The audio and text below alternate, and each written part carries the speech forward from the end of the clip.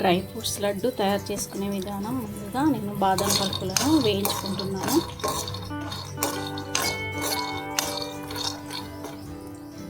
ఇంత క్వాంటిటీ అనేది ఏం లేదు, నేను మాత్రం కొన్ని తీసుకున్నాను బాదం పలుకులు.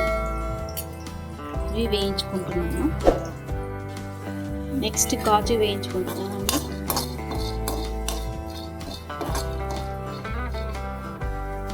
ఆయిల్ లేకుండానే వేయించుకోవాలి.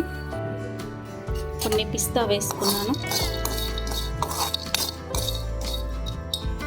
కొంచెం వేగాలి. చూడండి, ఇందులో నేను వేసుకున్నాను బాదం, పిస్తా, కాజు 3 వేసుకున్నాను. దీన్ని గ్రైండర్ చేద్దాం. ఇప్పుడు ఒక బౌల్లోకి వేసుకుంటున్నాను.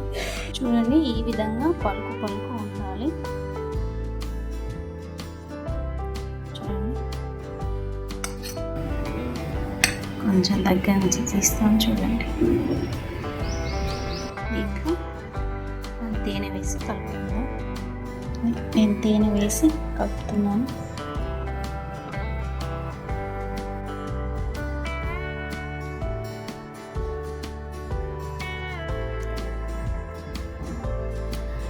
ఒకటేసారి అంత వేయద్దు, కొంచెం కొంచెం వేసుకుంటూ కలుపుకోవాలి.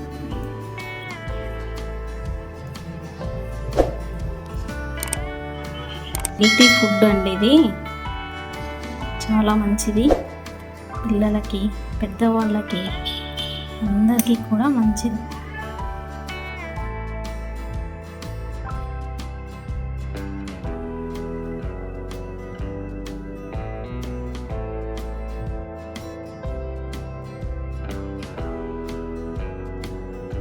చూడండి, ఇలా చేసుకోవాలి.